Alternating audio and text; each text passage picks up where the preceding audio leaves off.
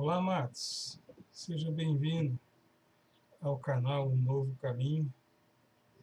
Que a mão do Senhor esteja contigo, comigo. Que Deus abençoe tua casa, tua família. Eu queria trazer uma reflexão espontânea do coração para cada um de nós nesse instante. Talvez você precise ouvir, e eu também, o que Deus tem sempre para nos dizer. Queridos,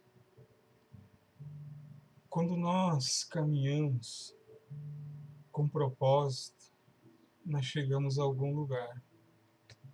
Essa caminhada, essa jornada, nos é proposta pelo Criador, pelo Senhor.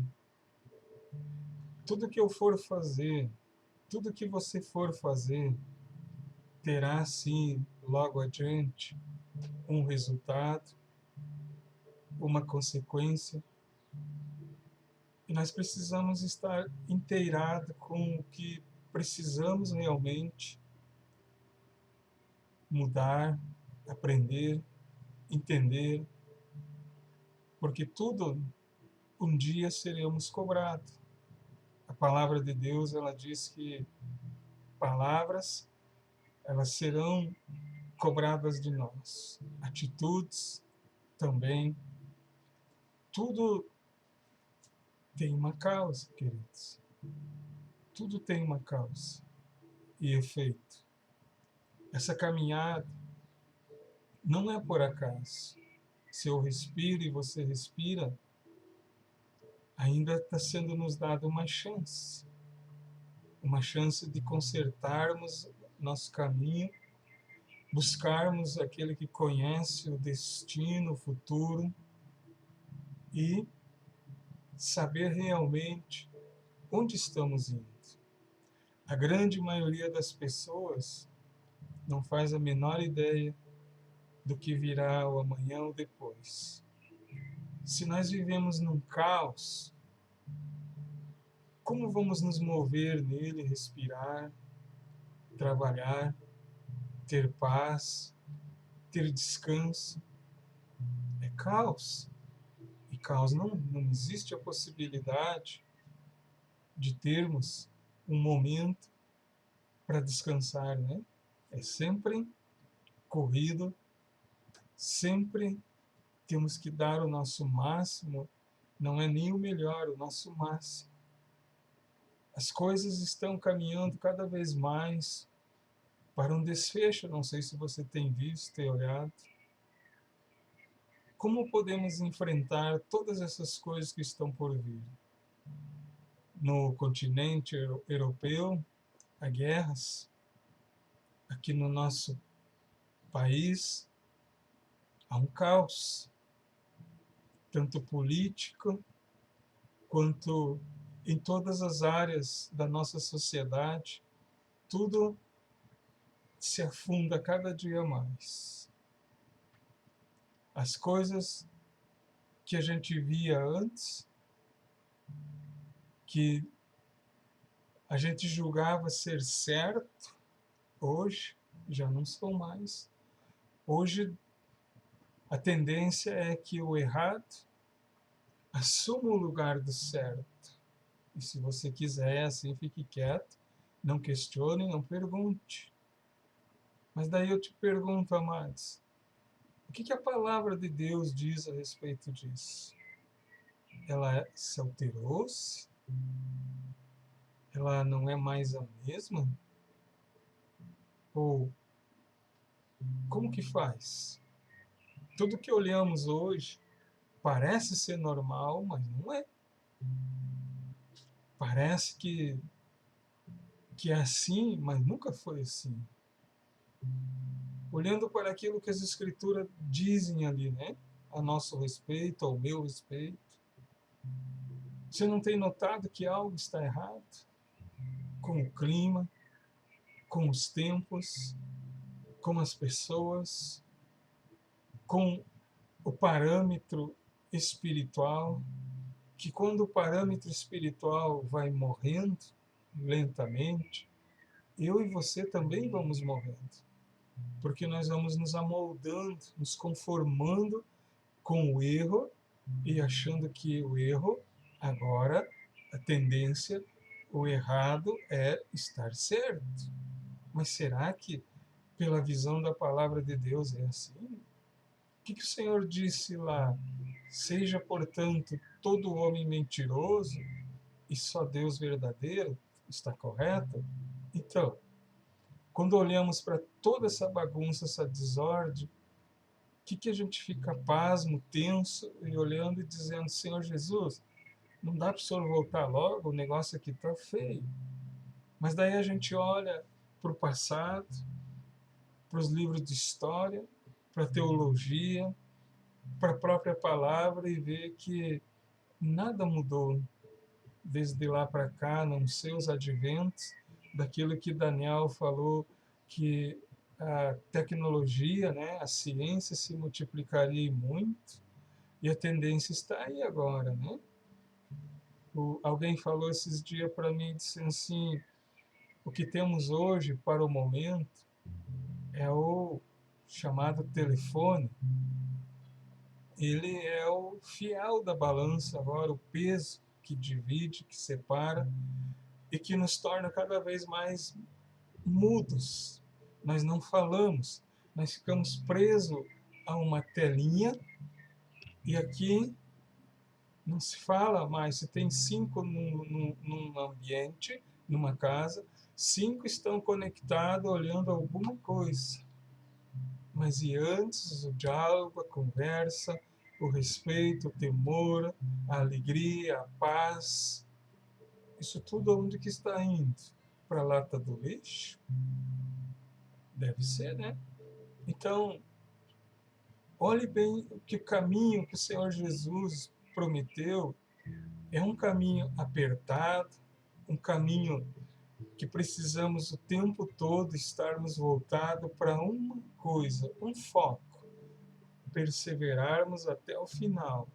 E quando completarmos a nossa missão, quando completarmos aquilo que viemos fazer, que fomos chamados para fazer, então receberemos o justo prêmio que ele disse e prometeu. Aquele que perseverar até o fim, este será salvo. Maravilha, né? Mas tem um porém, né, amados, que nós precisamos estar inteirados até o fim. Quantas jornadas ainda teremos pela frente? Quantas implicações, tentações, desânimos, tristeza, solidão, abandono, frustração e tantas outras coisas que teremos que enfrentar até chegar ao fim da jornada. E esse caminho, amados, é um caminho que muitas vezes é solitário, você concorda comigo? Se eu quero andar retamente, eu serei deixado de lado. Eu não terei amigos. Aliás, não existe amigos, né, quando a gente compreende e entende que tudo não passa de mero interesse. O verdadeiro amigo é o nosso Senhor Jesus, porque esse caminho que ele prometeu, que ele disse que para a gente andar nele, é por muitos e muitos dias, queridos. Nós só temos uma coisa a fazer em comum: andar naquilo que realmente precisa ser andado. Mas não de cabeça baixa, cabeça erguida, com temor, com fé no coração e certeza que terminaremos a jornada a qual foi prometida, onde ele disse: eu jamais te deixarei, eu jamais te abandonarei. Então, por que muitas vezes nos debatemos? Por que muitas vezes a gente fica triste, aborrecido? É natural, faz parte de nós isso, mas nós temos que levantar a cabeça nesse momento e seguir em frente. Se olharmos para os lados, o que veremos? Nada que seja bom, né? Para alguns até acham alguma coisa agradável aos olhos, mas nós não enxergamos mais com os olhos. Hoje nós enxergamos com o coração, ou seja, com os olhos espirituais abertos, nós conseguimos ver com certeza aquilo que queremos e aquilo que é aprausível ou não. Nós não podemos nos deixar guiar por sentimentos. Vamos sair do caminho. Vamos sair rapidamente do caminho, porque esse caminho ele vai estreitando, apertando, e são poucos que por ali vão passar, meu querido. Então, eu queria que você refletisse comigo, né, nessa reflexão espontânea de hoje, para que você possa realmente refletir. Você faz parte de uma igreja ou é um verdadeiro seguidor de Jesus? Muita gente faz parte de uma igreja, mas não conhece Cristo verdadeiramente.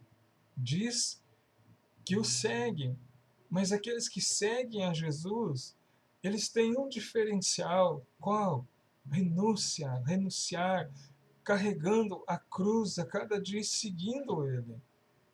Porque Ele mesmo disse: aquele que quiser vir após mim, negue-se a si mesmo. Quando Ele falou a Tomé, né, Senhor, nós não conhecemos o caminho para onde vai, Ele disse: Tomé, eu sou o caminho. Lembra quando ele foi apresentado a Filipe, e Filipe disse de antemão, disse: pode vir alguma coisa de Nazaré, alguma coisa boa dali? E Jesus, quando encontrou Filipe, disse: Filipe, antes que você me visse, eu te vi debaixo da figueira. E ele se espantou e disse: como assim? Só Deus sabe que eu estava lá orando naquele momento. E aí então ele exclamou e disse: tu és Deus.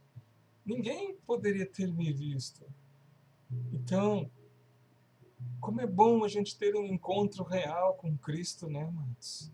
Como é bom a gente se fortalecer no Senhor e na força do seu poder. Temos a Bíblia nas nossas mãos para debruçar ali, procurar entender e compreender o teor, o recado de Deus para nós, aquilo que Ele quer, o teor da sua palavra, o recado para mim, para ti. Está ali, tudo o que eu preciso estar ali. Mas a ocupação do dia a dia, como o Senhor Jesus falou, as solicitudes dessa vida, muitas vezes nos afastam da presença de Deus, porque estamos carregados de coisas atarefadas, impossibilitadas de pararmos, dobrarmos os joelhos e dizer: Senhor, o que eu faço daqui por diante? O que eu faço, Senhor, para conquistar isso, para resolver aquilo? Senhor, eu estou oprimido, angustiado, o que eu preciso fazer? A gente ainda não tem mais essa percepção espiritual, a gente quer resolver as coisas da nossa maneira, do nosso jeito. Será que isso vai dar certo, meu querido? Eu creio que não. Nós vamos se arrebentar tudo, nós vamos se estabanar tudo e não vamos chegar a lugar algum. Nós vamos ter problemas de muitas vezes de identidade, nós vamos começar a nos questionar por quê, e aí vamos acabar definhando no meio do caminho. Quantas pessoas voltaram para trás? Os dois discípulos no caminho de Emaús, triste, se queixando, murmurando um para o outro, aquele Jesus que a gente quis acreditar mentiu para nós, não era ele o Messias, não era ele o Salvador, não era ele o libertador de Israel. E Jesus se aproxima dos dois e diz: o que vocês estão conversando? E eles indagam e dizem: tu és novo por aqui, tu não é peregrino, tu não sabe das coisas que aconteceram em Jerusalém. E Jesus pergunta: quais? Ah, de um Jesus Nazareno, poderoso, varão poderoso em obras. E Jesus começa a dialogar com eles, e no final, sabe o que Jesus diz para eles? Tolos, nércios. não acreditaram naquilo que Jesus falou, que ao terceiro dia ressuscitaria. Muita gente, porque não acontece aquilo que tal como eles gostariam, abandonam o caminho, largam de mão. Ah, essa igreja não presta, eu vou procurar outra. Eu acho que a laranja podre não é a igreja, sou eu dentro da caixa ali, que se eu não mudar, eu vou apodrecer todos os outros ao meu redor. Eu preciso ter ciência no meu coração, amados, que às vezes o problema sou eu. Lembram quando Jonas comprou sua passagem porque estava receoso, temeroso, chateado, aborrecido, porque Deus deu uma ordem para ele pregar para os ninivitas, e ele sabia que aquele povo era ruim, era terrível, e ele não quis fazer isso. Comprou uma passagem e deu no pé. Foi lá para o porão, começou a descer, desceu para o porão, foi dormir, e Deus manda uma grande tempestade naquele navio, os marinheiros loucos, sem saber mais o que fazer, cada um clamava ao seu Deus, e nada daquela tempestade diminuir ou ficar mais calma, né? Até que eles tomaram uma atitude, lançaram sorte para ver que problema, quem era a causa daquele problema, e encontraram, né, Jonas lá dormindo no porão, no meio de uma tempestade. O que que a gente faz muitas vezes no meio da tempestade? Medo, desespero. A gente vai se esconder. Acharam ele lá, trouxeram, e os marinheiros desesperados já tinham lançado toda a carga do navio e nada da tempestade cessar. Eles pegaram, inquiriram Jonas e perguntaram: qual é o teu Deus? E de onde é? Nos declara, nos conjura, fala quem é você, quem é o teu Deus. E ele contou toda a verdade. Ele disse: eu estou fugindo do Deus que criou os céus e a terra. E eles ficaram atemorizados. E Jonas disse para eles: o problema dessa tempestade toda, a culpa é minha, sou eu o causador dela. Se vocês me jogarem no mar, ela termina, ela cessa. E eles não quiseram, né, jogar, a tempestade aumentando, o navio ia afundar. Então eles chegaram a uma conclusão e fizeram uma oração, uma reza, sei lá o quê, e disseram: Deus do céu, Deus desse homem, não nos culpe por causa disso. E pegaram Jonas e lançaram no mar. Quando ele caiu no mar, a tempestade cessou e eles ficaram temerosamente ali, sem saber o que fazer. E naquele mesmo instante um peixe engoliu a Jonas. E lá no ventre do peixe, 3 dias e 3 noites, isso não quer dizer alguma coisa, né? Jonas orou ao Senhor, confessou tudo, e Deus deu a ordem para o peixe vomitá-lo na areia do mar. Então Jonas dali saiu e foi fazer o que Deus mandou. Muitas vezes, amados, o sofrimento, a causa, é por causa da nossa teimosia, por causa daquilo que a gente não quer fazer, que já foi ordenado para fazer. E enquanto você não fizer, os problemas não vão cessar, as coisas não vão melhorar, só vai encurtando, piorando a situação, porque estamos sobre o pecado da negligência, da incredulidade, porque a incredulidade não nos deixa fazer o que Deus manda. E incredulidade, amados, é um pecado terrível para nós. Nós precisamos aprender que os incrédulos, eles não herdarão nada de Deus e terão a sua parte no lago de fogo e enxofre. Tiago define isso quando ele diz que o homem que duvida de Deus é como as ondas do mar, que espumam, vão de um lado para o outro, mas não chega a lugar algum. E ele diz: não pense que tal homem conseguirá alguma coisa de Deus assim com incredulidade. A incredulidade é um veneno para a minha fé, para a tua fé, porque ela priva a gente de Deus, separa a gente de Deus e não deixa a gente caminhar. Muita gente se apega nas coisas que tem, que está vendo, e não quer entender que aquilo ali logo é uma ilusão da gente querer dar prioridade para essas coisas amanhã e depois, onde eu e você estaremos. É o fim de tudo, acabou tudo, não há nada que eu possa fazer.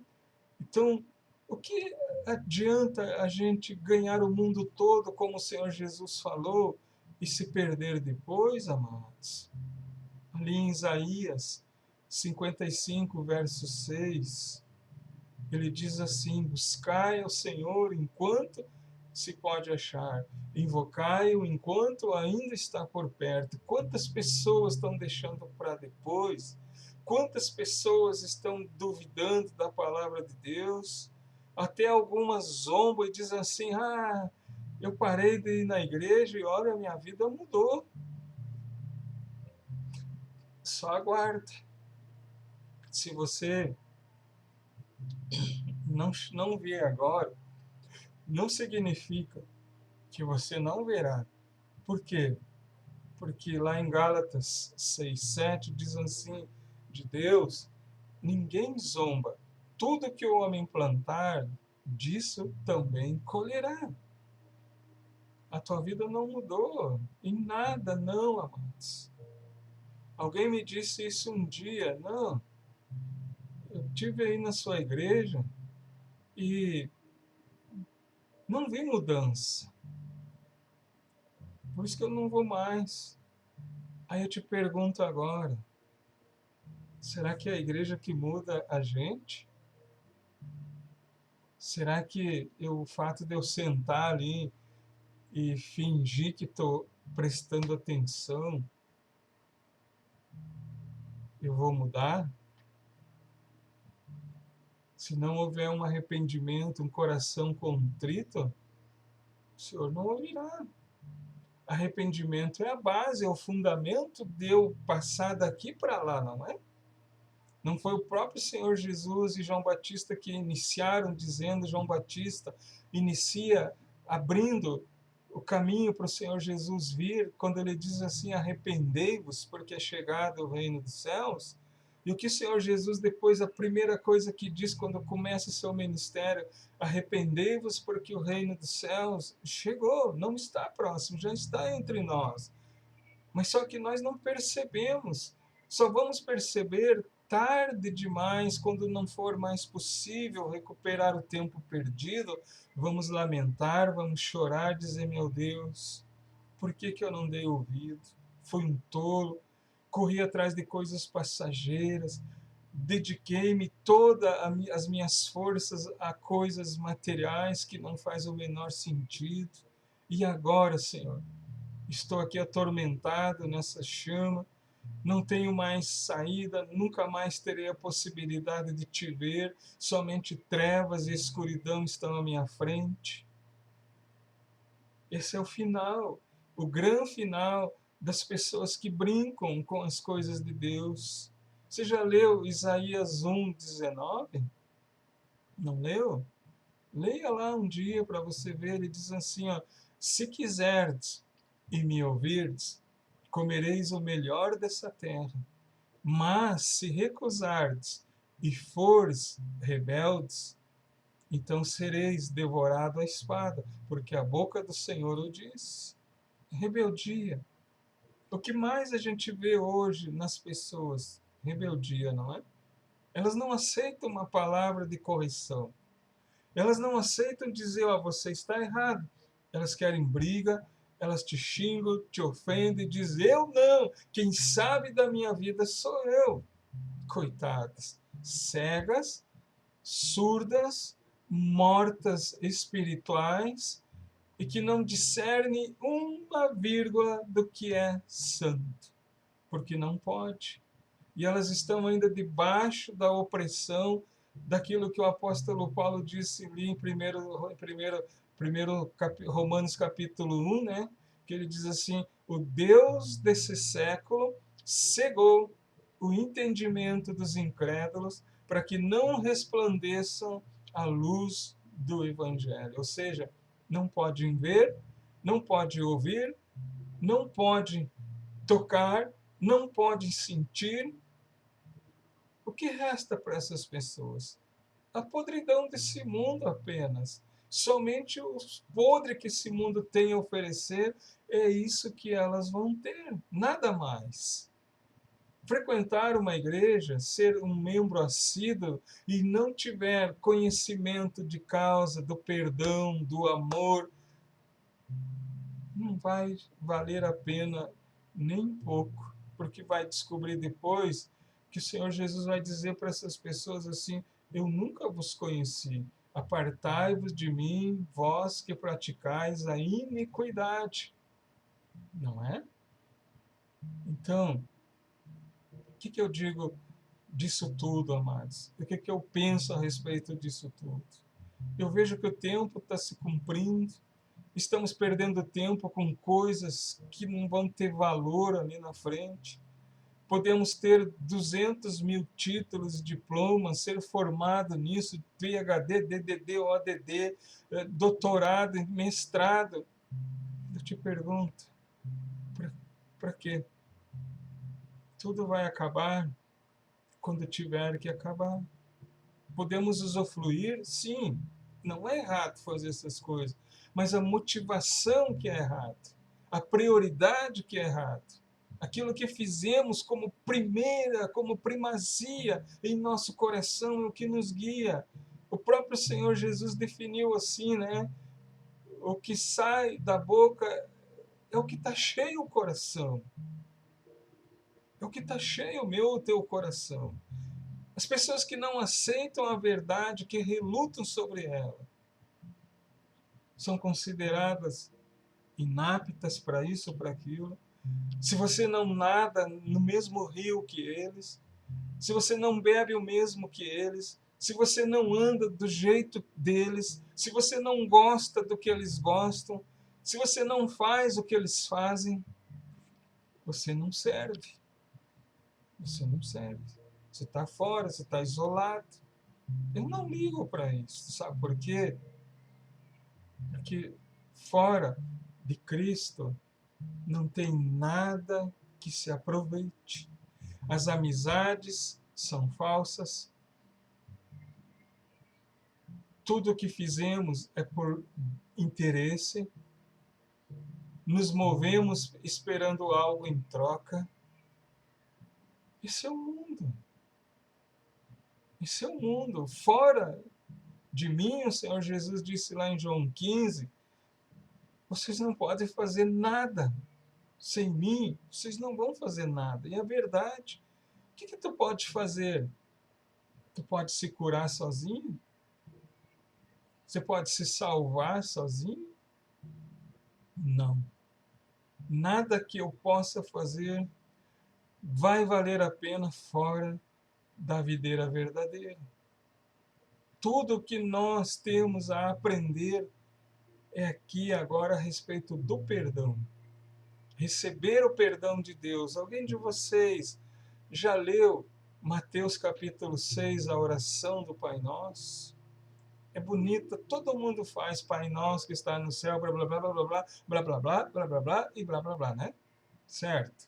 Mas aquela parte crucial e principal do mesmo texto que diz assim: se você não perdoar os homens, eu também não te perdoarei, diz o Senhor Deus, né? Essa aí é pulada, não é? Cada vez que a gente ora essa oração sem saber do que está fazendo, a gente está acumulando mais e mais problemas para a gente. Porque antes de fazer essa oração, chamar Deus de Pai, e eu não sou filho, eu não estou sendo mentiroso. Eu não posso encontrar um homem ali na rua agora e dizer: ô, tu é meu pai. A pessoa diz: mas tu tá louco, tia? Eu não te conheço, nem sei quem é você. Só sai, jacaré, né? Será que Deus não vai dizer, comparado, né, a essa brincadeira, perdão, dizer: eu não te conheço, rapaz? Como é que tá me chamando de pai? Você não me obedece? Você não faz o que eu te mando? Você não me ama? Você não perdoa? Você vive praticando coisas ruins, deseja o mal para os outros. Como que tu pode me chamar de pai? Como? Né? Não faz sentido, você concorda comigo? Para eu professar, proferir uma coisa, eu tenho que ter ganho de causa, eu tenho que saber o que eu estou falando, o que eu estou dizendo e o que eu estou entendendo. Aí sim, ter certeza daquilo que eu vou falar e dizer. Não, isso é a verdade. Isso sim é a realidade dos fatos. Amém, meu querido? Não sair falando, não sair pensando, não sair achando e não ficar naquela tese esquisita que muitos, tipo, pseudos cristãos fazem. Dizer, Deus me falou, Deus me disse. Não, eu não consigo concordar com isso. Me perdoe a expressão da palavra, mas não consigo, sabe por quê? Porque às vezes Deus não disse, às vezes Deus não falou. É coisa da minha cabeça ou do meu ventre, ou que o meu coração enganoso está querendo me enganar. Porque Deus não vai contra a sua palavra, não.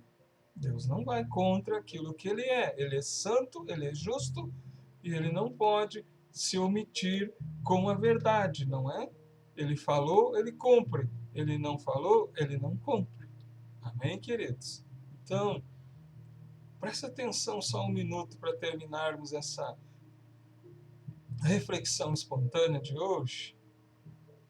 Pensa um pouquinho. Onde você planeja passar a eternidade? Ah, mas tem isso? Claro. Se não tivesse eternidade, se não tivesse céu e inferno, para que então Jesus teria morrido na cruz? Para galinha criar dente? Para que precisamos e necessitamos de um Salvador agora? Alguém que já fez um único sacrifício que paga os pecados, que destrói tudo ao nosso redor. É o que nós precisamos, amém? Que Deus nos abençoe, nos guarde, nos fortaleça em tudo e que a paz genuína de Deus esteja contigo.